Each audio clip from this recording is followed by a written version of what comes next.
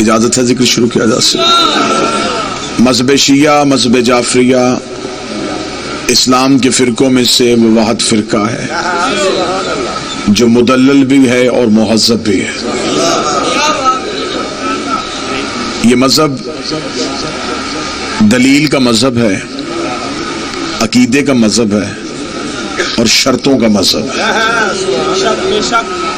ہمارے مذہب میں نہ بغیر دلیل کے کسی کو مانا جاتا ہے اور نہ ہی بغیر دلیل کے کسی کو چھوڑا جاتا ہے۔ ہم عزت بھی کرتے ہیں تو دلیل سے، ہم نفرت بھی کرتے ہیں تو دلیل سے۔ زمانہ ہم سے شخصیتیں نہ منوائے، ہم سے دلیل پوچھے کہ وہ وجہ کیا ہے جس وجہ سے آپ چند لوگوں سے دور ہیں۔ اس لیے کہ یہ آوارہ مذہب نہیں، ذاتی سوچ اس مذہب میں نہیں چلتی۔ ہمارے مذہب کی ایک چار دیواری ہے، ہم نے اسی چار دیواری کے اندر رہنا ہے۔ ہمارے مذہب میں قطعاً ذاتی مرضی مسلط ہونے کا اختیار کسی کے پاس ہے ہی نہیں۔ ہمارے مذہب میں یہ گنجائش ہے ہی نہیں کہ نوکر جگانے کے لیے آئے اور جملہ اچھا لگے تو اذان بدل دی جائے۔ جو بول سکے وہ زحمت فرمائے چاہیے۔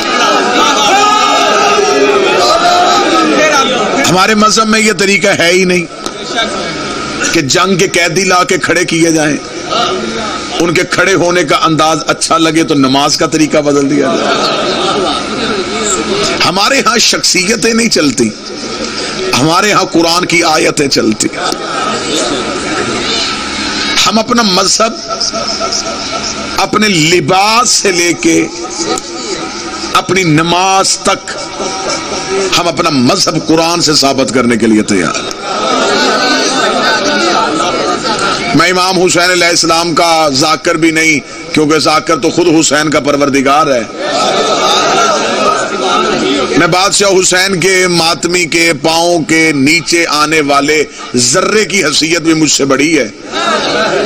میں اپنی حیثیت کو بتائے بغیر ممبر آل محمد سے یہ خیرات کا اظہار کر رہا ہوں کہ میرے مذہب پہ اعتراض کرنے والا میرے مذہب کی وہ چیز بھی دے رہا ہے جس پہ اسے اعتراض ہے، وہ چیز قرآن سے ثابت کرنے کے لیے تیار۔ ہم اپنا مکمل مذہب قرآن سے اس لیے ثابت کر سکتے ہیں کہ مذہب کا وارث امام قرآن سے ثابت ہو سکتا ہے۔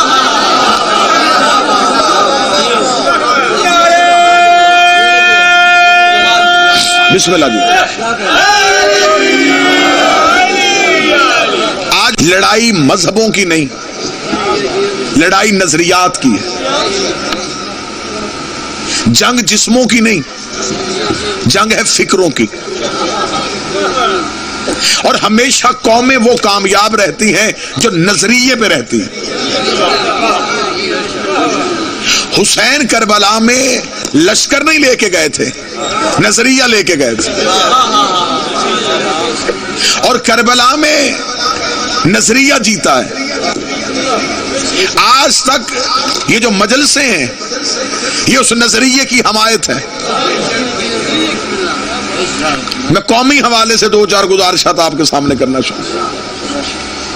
آج دنیا بھر میں جہاں جہاں علی ولی اللہ پڑھا جا رہا ہے، یہ نظریہ کربلا کی حمایت ہے۔ کیونکہ کربلا میں بعض لوگ کہتے ہیں جی امام حسین علیہ السلام نماز بچانے کے لیے کربلا پہنچ گئے تھے۔ مقصد حسین کو چھوٹا نہ کرنا۔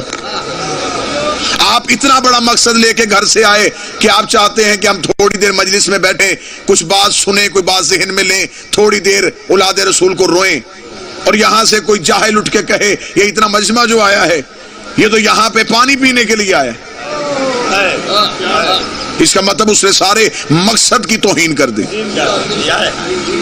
بے شک آپ یہاں سے پانی بھی پئیں، آپ کھانا بھی کھائیں، آپ لنگر بھی کریں، لیکن مقصد کھانا کھانا نہیں، مقصد پانی پینا نہیں، مقصد ذکر حسین تھا۔ بچ نماز بھی گئی تھی، یہ نہیں کہ کربلا میں نماز نہیں بچی، بچی ہے، لیکن مقصد حسین صرف نماز بچانا نہیں تھا۔ نماز تو حسین مدینے میں بیٹھ کے بچا سکتے تھے۔ پھر دوسری بات یہ ہے کہ اگر نماز بچانا مقصد تھا تو میں سیدہ کی ذری پہ اس قوم کو گواہ بنا کے کہہ رہا ہوں، جو قتل کر رہے تھے پڑھ وہ بھی رہے تھے، جو ہو رہے تھے پڑھ وہ بھی رہے تھے۔ اس کا مطلب قیام میں اختلاف نہیں تھا، علی ولی اللہ پہ اختلاف۔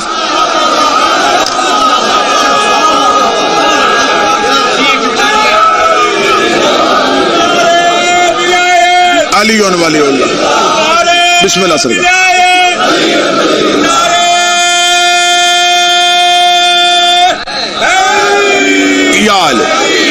مقصد حسین جو تھا وہ تحفظ ولایت علی تھا۔ جو سامنے لشکر کھڑا تھا اس نے وجود نماز کا انکار نہیں کیا تھا، اس نے اختیار امام کا انکار کیا تھا۔ اس نے کہا ہم علی کے اختیار کو تسلیم نہیں کرتے۔ حسین نے کہا پھر میں تجھے اپنا اختیار دکھاتا ہوں۔ حسین نے کہا تم فتووں سے علی چھپانے کی کوشش نہ کرو، تم نے ممبروں میں بیٹھ کے میرے باب علی کی توہین کی، لو حسین آیا ہوا ہے، میری نماز سے علی نکال کے دکھاؤ۔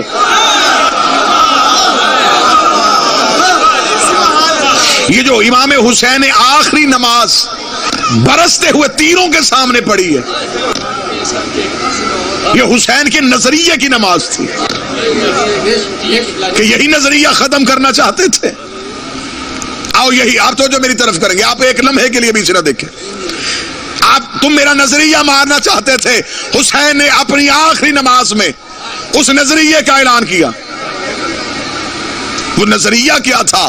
ولایت امیر المومنین، اختیار معصوم۔ زندگی میں جہاں بھی کوئی معصوم کے اختیار گھٹانے کی کوشش کرے، سمجھ لینا کہ یزید کا کردار سامنے آ گیا ہے۔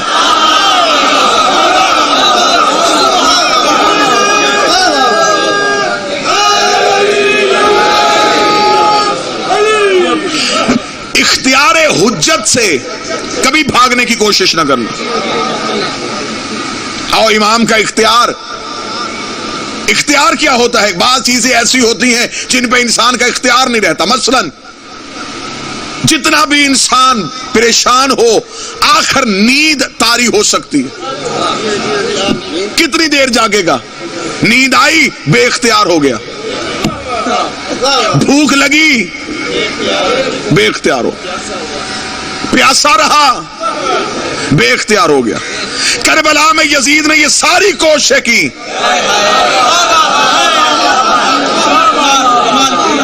حسین کو بے اختیار کروں، پانی بند ہوگا، کب تک پیاس پہ ضبط کرے گا؟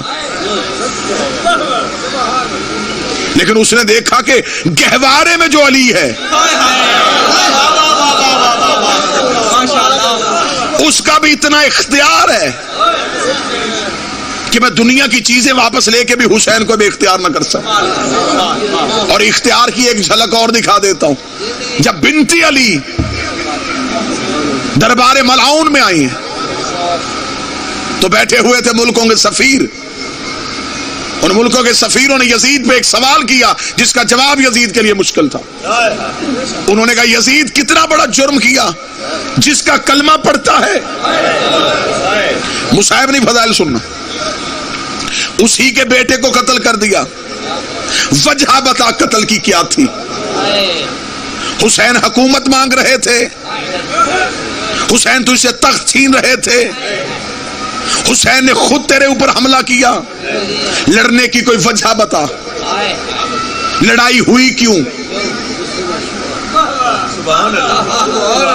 اب ان سفیروں کو مطمئن کرنے کے لیے یزید نے جواب دیا، اس نے کہا میں اس لیے حسین کا قتل کیا کہ حسین میرے اختیار کو نہیں مان رہا تھا۔ گفتگو ہے اختیار امام پہ کہ آج شیعہ ہو تو امام کے اختیار کو سمجھنے کی کوشش کرنا۔ اس نے کہا کہ حسین میرے اختیار تسلیم نہیں کر رہا تھا۔ سفیروں نے پوچھا کون سا اختیار؟ اس نے کہا یہ جو منصب ہے میرے پاس، یہ خلافت، یہ تخت، یہ مجھے اللہ نے دیا ہے، اور حسین نے میرے اس اختیار کا انکار کر دیا. جب اس نے کہا حسین میرا اختیار نہیں مان رہا تھا, پیچھے کڑیوں میں سے قرآن کی آیت اٹھی. اب اس نے یہ اعلان اس لیے کیا کہ ظاہری طور پہ اب حسین تو موجود نہیں, اب میں جو چاہوں کہہ دوں تو مانا جائے گا. بنت علی بول پڑی, بیوی نے بول کے کہا کہ یزید میں تجھ سے پوچھنا چاہتی ہوں, تو نے کہا ہے کہ حسین تیرا اختیار نہیں مانتا تھا, چل میں تیرے ساتھ بحث کرتی ہوں, لیکن مجھے تیرے ساتھ گفتگو کرنے کے لیے کچھ چیزیں چاہیے. تیرے دربار میں روشن دانوں سے ہوا آ رہی ہے, تھوڑی دیر کے لیے اس ہوا کو روک تاکہ میں تجھ سے گفتگو کر سکوں.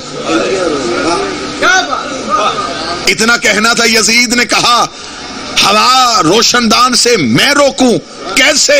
بی بی نے کہا اختیار سے.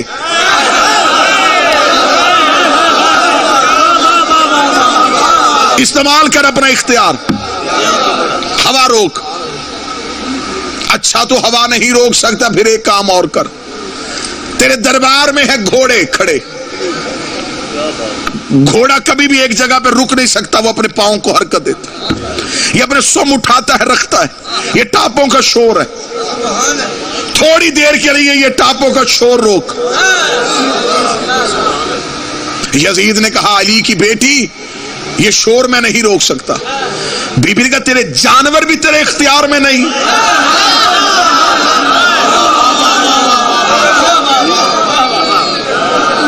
شور روک نہیں رک سکتا. بی بی نے کہا چل پھر تیرے یہ دربار میں کھڑے ہیں اونٹ, اونٹوں کی گردنوں میں گھنٹیاں, گھنٹیاں روک. علی کی بیٹی یہ میرے اختیار میں نہیں. جب 3 دفعہ اس نے کہا یہ بھی میرا اختیار نہیں, یہ بھی میرا اختیار نہیں, یہ بھی میرا اختیار نہیں, بی بی نے کہا پھر ہم تجھے اپنا اختیار دکھائیں.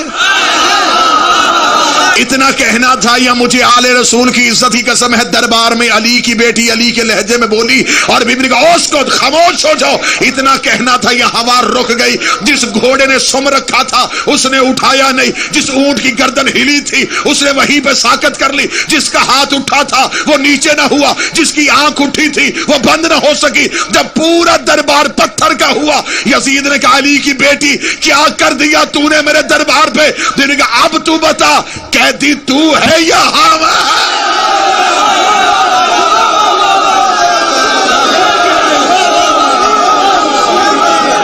یہ قیدی تو نہیں, اب بتا ہم تیرے قیدی نہیں, تو نے ہمارے اختیار کو تسلیم نہ کیا.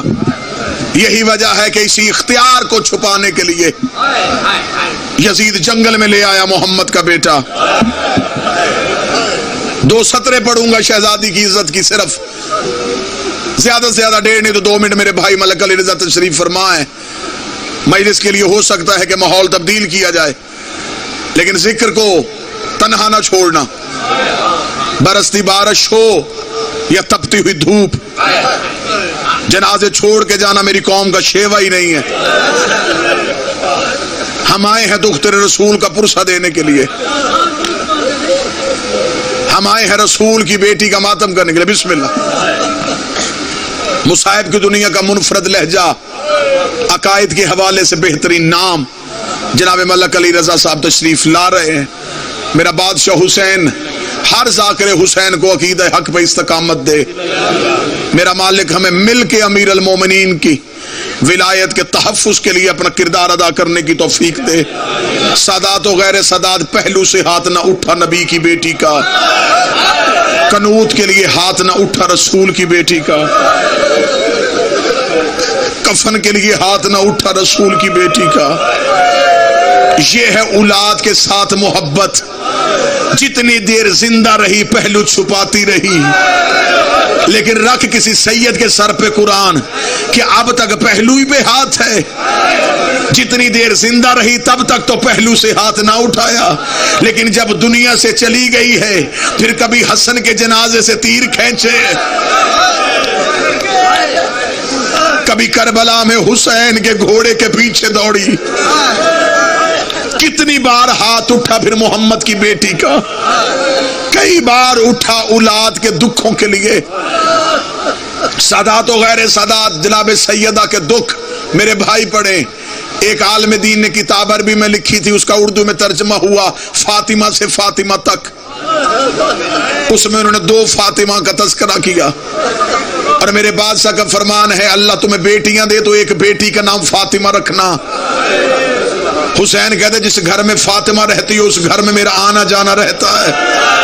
اچھا لگتا ہے مجھے وہ گھر جہاں کسی بچی کو فاطمہ کہہ کے بلایا جائے. سادات و غیر سادات 2 فاطمہ، ایک نبی کی بیٹی فاطمہ، ایک حسین کی بیٹی فاطمہ. وہ بھی فاطمہ ہے، یہ بھی فاطمہ ہے. جو سطر رونے کی ہے اسے بھی بابے کے بعد کسی نے رونے نہیں دیا، اسے بھی بابے کے بعد کسی نے رونے نہیں دیا.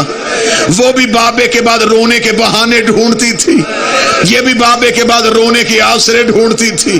لیکن ایک فرق آ گیا، وہ پہلو پہ ہاتھ رکھ کے روتی تھی، یہ چہرے پہ ہاتھ رکھ کے روتی تھی. آخری جملہ کہنے لگا ماتم کر سکو تو کر لینا. ایک نبی کی بیٹی فاطمہ، ایک حسین کی بیٹی فاطمہ. اس کی عمر 18 سال ہے، اس کی عمر 4 سال ہے. رکھ میرے سر پہ قرآن. وہ 18 سال کی عمر میں ضعیفہ ہوئی، یہ 4 سال کی عمر میں کمر جھکا کے کہتی تھی سجاد میری آنکھوں کی بینائی چلی. اللہ لعنت اللہ.